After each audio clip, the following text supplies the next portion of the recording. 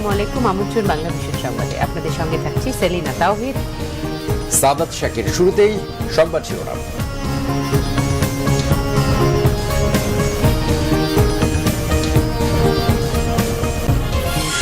সব রাজনৈতিক দলের মতৈক্যে নির্বাচন কমিশন গঠনে রাষ্ট্রপতিকে আহ্বান বিএনপির। দলটির প্রস্তাব ইসি গঠনে সহায়ক হবে বঙ্গভবনের বিবৃতি। সালিশ মানি কিন্তু তাল গাছ আমার, এই মানসিকতায় আলোচনা সফল হবে না বললেন ওবায়দুল কাদের। ইসি গঠন নিয়ে বিএনপিকে ঝামেলা না করার আহ্বান স্বাস্থ্যমন্ত্রীর। প্রধানমন্ত্রী বিমানের ত্রুটি নাশকতার অংশ কিনা খোঁজা হচ্ছে, দায়ীদের ছাড় দেওয়া হবে না হুঁশিয়ারি বিমানমন্ত্রীর। নারায়ণগঞ্জে এক প্রার্থীর কেন্দ্র দখলের অডিও বার্তা, আরেকজনের প্রাণনাশের হুমকি, সেনা মোতায়েনের দাবিতে এখনও অটল বিএনপি।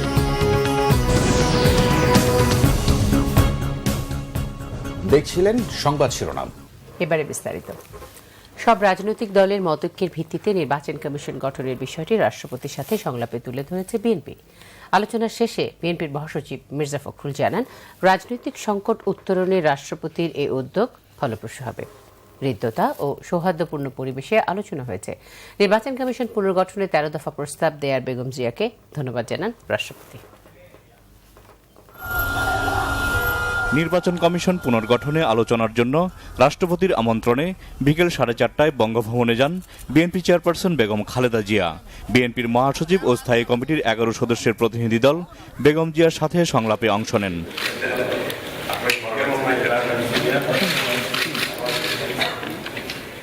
1 ঘণ্টার ওই আলোচনায় নির্বাচন কমিশন পুনর্গঠনে নিজেদের মতামত তুলে ধরে বিএনপি।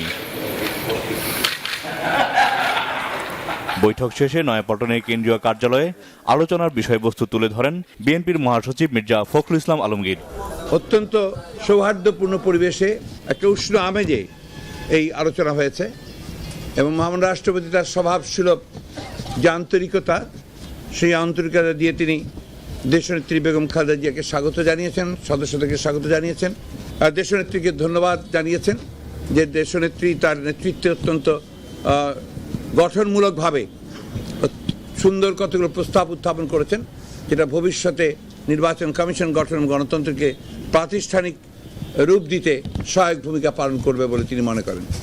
একই সঙ্গে তিনি এই অভিমত প্রকাশ করেন যে গণতান্ত্রিক রাষ্ট্রে আলোচনা এবং সংলাপের কোনো বিকল্প নেই, এই সমস্যার সমাধানগুলো আলোচনার মাধ্যমেই হতে হবে বলে তিনি মনে করেন। মির্জা ফখরুল জানান, নির্বাচন কমিশন পুনর্গঠনে বেগম জিয়া 13 দফার ভিত্তিতে সুনির্দিষ্ট প্রস্তাবনা তুলে ধরেছেন। যে প্রস্তাবগুলো নির্বাচন কমিশন সম্পর্কে উত্থাপন করেছিলেন জাতির সামনে, সেই প্রস্তাবগুলোই মূলত তার কাছে উপস্থাপন করা হয়, তবে সেটা একটা সংক্ষিপ্ত আকারে করা হয়, সারাংশ হিসেবে করা হয়। মূল 3টি প্রধান অংশ প্রস্তাবের ছিল আমাদের। একটি হচ্ছে বাছাই কমিটি গঠন, এবং সেটা হতে হবে একেবারেই নিরপেক্ষ, সকল দলের কাছে গ্রহণযোগ্য বাছাই কমিটি।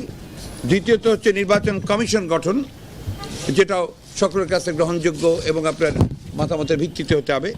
আর তৃতীয়ত আমরা যেটা দিয়েছি সেটা হচ্ছে আরপিওর সংশোধন ও নির্বাচন কমিশন শক্তিশালীকরণের প্রস্তাব। নির্বাচন কমিশন গঠন সম্পর্কে কোনো আইন এখন পর্যন্ত তৈরি হয়নি, সেই কারণে এখন আর বিকল্প কোনো পথ নেই।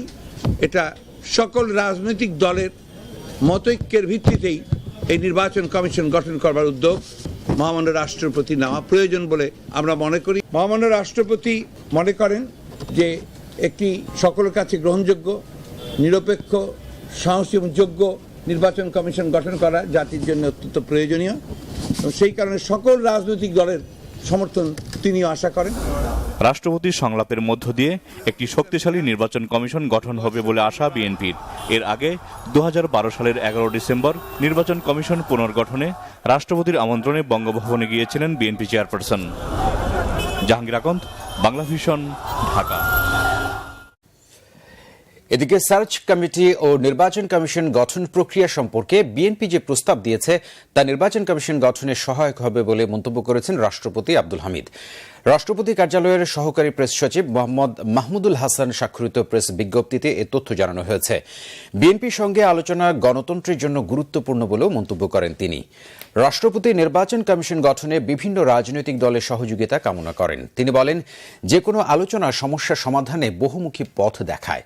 বিএনপির সাথে আলোচনার সময় রাষ্ট্রপতি কার্যালয়ের সচিব সম্পদ বড়ুয়া, সামরিক সচিব মেজর জেনারেল মোহাম্মদ সরোয়ার হোসেন এবং রাষ্ট্রপতির প্রেস সচিব জয়নাল আবেদিন উপস্থিত ছিলেন। স্বাস্থ্যমন্ত্রী মোহাম্মদ নাসিম বলেছেন, নির্বাচন কমিশন পুনর্গঠন নিয়ে রাষ্ট্রপতি যে সিদ্ধান্ত দেবেন আওয়ামী লীগ তা মেনে নেবে। এ নিয়ে বিএনপিকে কোনো ঝামেলা না করতে আহ্বান জানিয়েছেন তিনি। অন্যদিকে আওয়ামী লীগের সাধারণ সম্পাদক ওবায়দুল কাদের বিএনপিকে উদ্দেশ্য করে বলেছেন, সালিশ মানি কিন্তু তালগাছটা আমার। এই মানসিকতা থাকলে কোনো আলোচনাই সফল হবে না।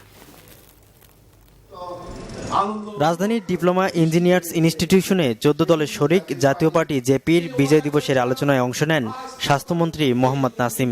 এ সময় তিনি বলেন, 2019 সালের জাতীয় নির্বাচনের প্রস্তুতি শুরু হয়েছে। রাষ্ট্রপতির সাথে বিএনপির আলোচনার বিষয় নিয়ে মন্তব্য করেন মোহাম্মদ নাসিম।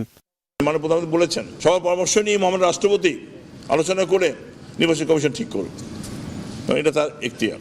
এই কাজটি তো আমরা শুরু করেছি অলরেডি। খালি একটাই আমাদের আশা, বিএনপি যেহেতু তারা একটি বড় দল, তাদেরকে অনুরোধ করবো আপনারা কোনো ঝামেলা সৃষ্টি করবেন না। মহামান্য রাষ্ট্রপতি সার্চ কমিটির মাধ্যমে যে নির্বাচন কমিশন করবে আমরা অবশ্যই মেনে নেব। এদিকে বঙ্গবন্ধু এভিনিউয়ে স্বেচ্ছাসেবক লীগের বিজয় দিবসের আলোচনায় ওবায়দুল কাদের বলেন, রাষ্ট্রপতির সাথে আলোচনার জন্য বিএনপির মনোভাব থাকতে হবে বাস্তবসম্মত।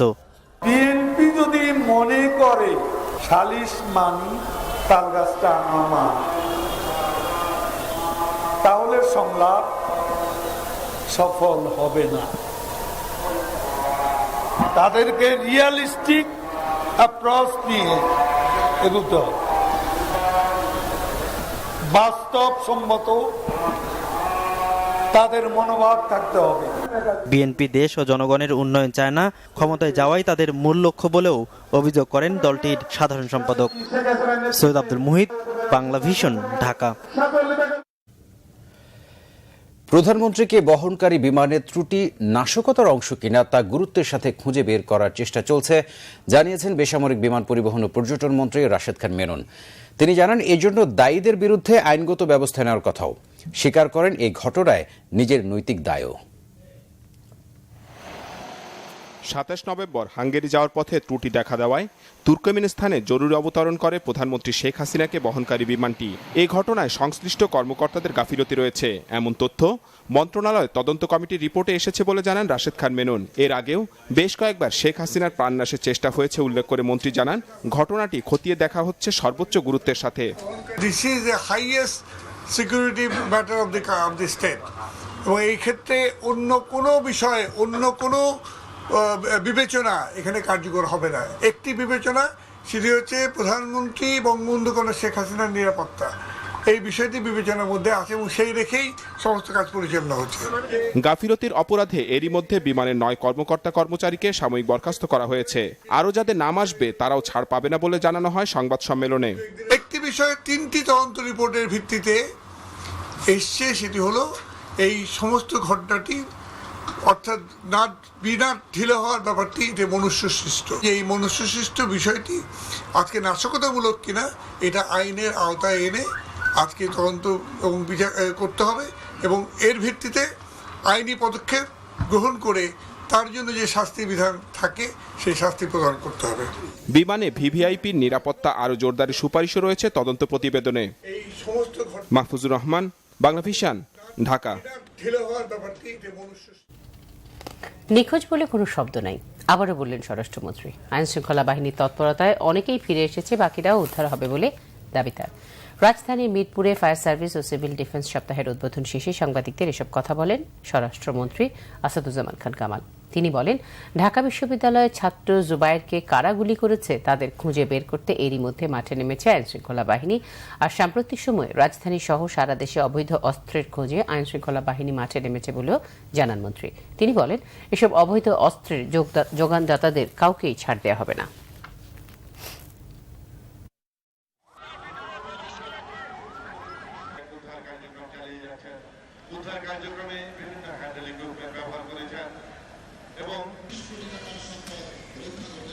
দ্বিতীয় পর্বে রয়েছে অপারেশনাল কার্যক্রমের উপরে, সেজন্য মাঠের সমস্ত অলংকার ফায়ার সার্ভিস যে তদন্ত কমিটিটা তৈরি করে কিংবা জাতীয় যে কমিটিগুলো তৈরি হয় তার আলোকে আমরা পরবর্তী কার্যক্রম নিয়ে থাকি। এটাই নিয়ম। বহুতল বিশিষ্ট যেই ইমারতগুলি এখন হচ্ছে, বাণিজ্যিক ভবন হোক, আবাসিক ভবন হোক, সেখানে আমরা ফায়ার সার্ভিসের কিছু বিধিমালা আমরা দিয়ে দিয়েছি। একজন ছাত্র সদস্য যে আহত হয়েছে এটা আমরা দেখছি, এবং যে ঘটিয়েছে এবং কিভাবে আসছে, কার অস্ত্র দিয়ে ঘটছে, এগুলি সবই আমরা দেখবো এবং সবগুলোর আমরা ব্যবস্থা নেব। নিখোঁজ যেগুলো আমাদের খোঁজে এগুলো আবার চলে আসছে, কিংবা আমাদের নিরাপত্তা বাহিনী তাদের খোঁজে অনেকগুলোকে নিয়ে আসছে, কাজেই নিখোঁজ শব্দটি নেই। Thank you. মেয়র প্রার্থীদের পাশাপাশি নারায়ণগঞ্জ সিটি নির্বাচনে জমে উঠেছে কাউন্সিলর প্রার্থীদের গণসংযোগও। অভিযোগ পাল্টা অভিযোগের মধ্যে বিভিন্ন ওয়ার্ডের প্রার্থীরা চালাচ্ছেন নিজেদের প্রচারণা। অনেকে বলছেন প্রতিদ্বন্দ্বী প্রার্থীরা ছড়াচ্ছে টাকা, আবার কেউ কেউ বলছেন চলছে ক্ষমতার অপব্যবহার। তবে সবকিছুর পরও নিজেদের জনপ্রিয়তার উপর ভরসা রেখে সবাই আশা করছেন বিজয়ের। নারায়ণগঞ্জ সিটি কর্পোরেশন নির্বাচনের প্রচারণা শেষ সময়ে উত্তেজনা ছড়াচ্ছেন কাউন্সিলর প্রার্থীরা। কেন্দ্র দখলের অডিও প্রকাশ হয়েছে এক কাউন্সিলর প্রার্থীর বিরুদ্ধে।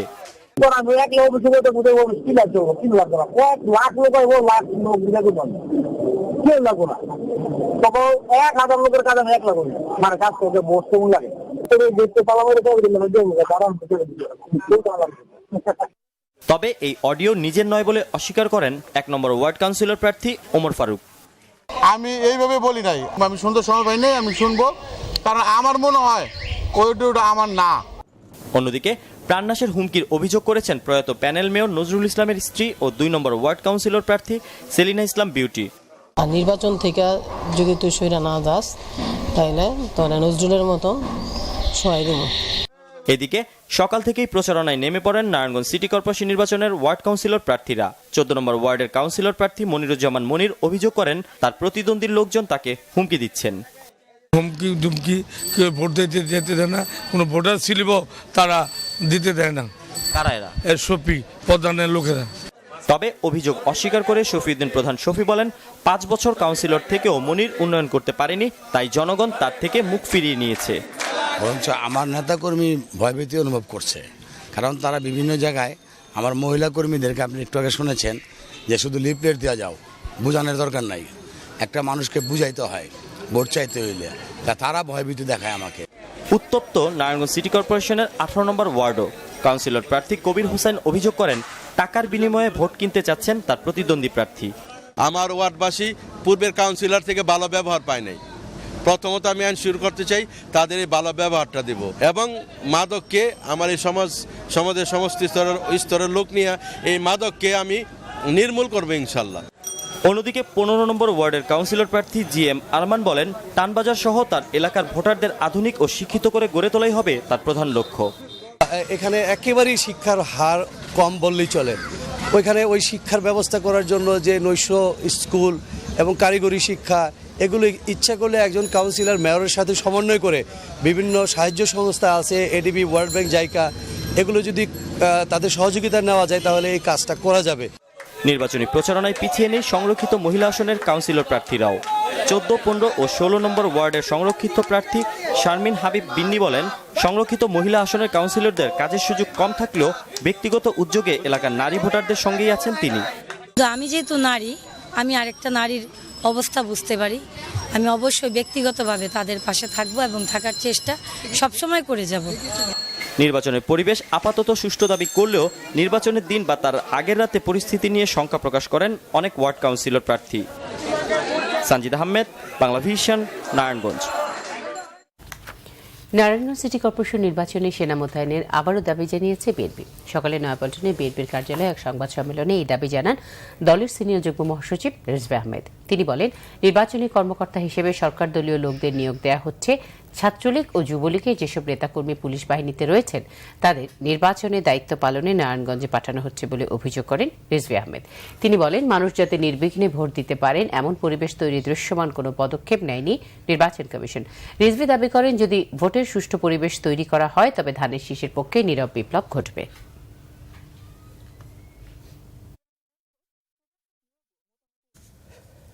নির্বাচন অবাধ ও সুষ্ঠু হলে তৈরি হবে গণজোয়ার, বিপুল ভোটে জিতবে ধানের শীষ, এমনই দাবি বিএনপির প্রার্থী সাখাওয়াত হোসেন খানের।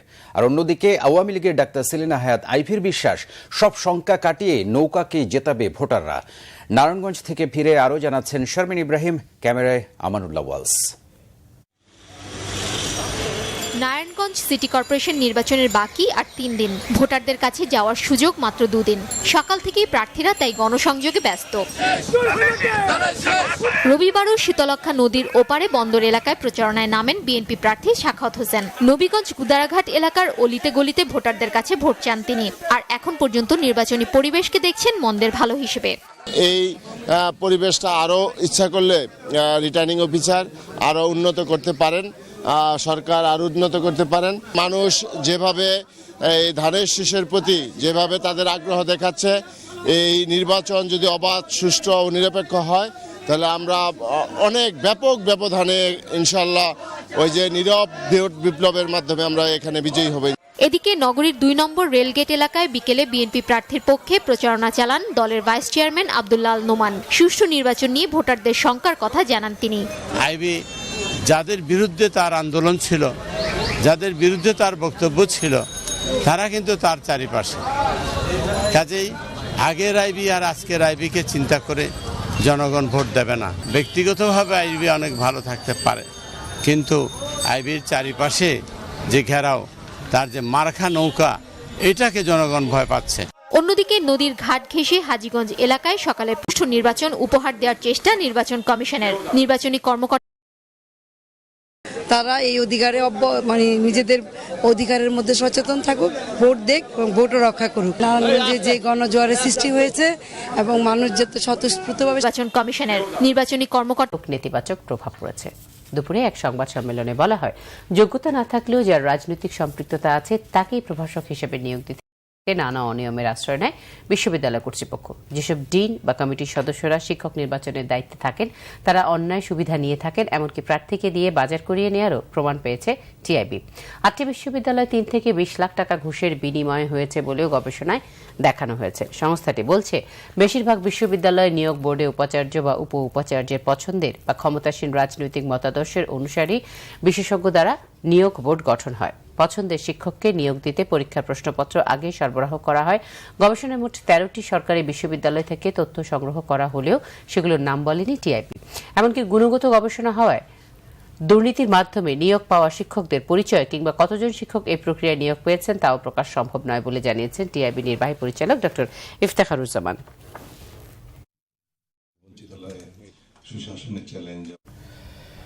সংবাদের রিপোর্ট জানিয়ে নিচ্ছি সিবিসি টাইলস সংবাদ বিরতি। ফিরছি জানিয়ে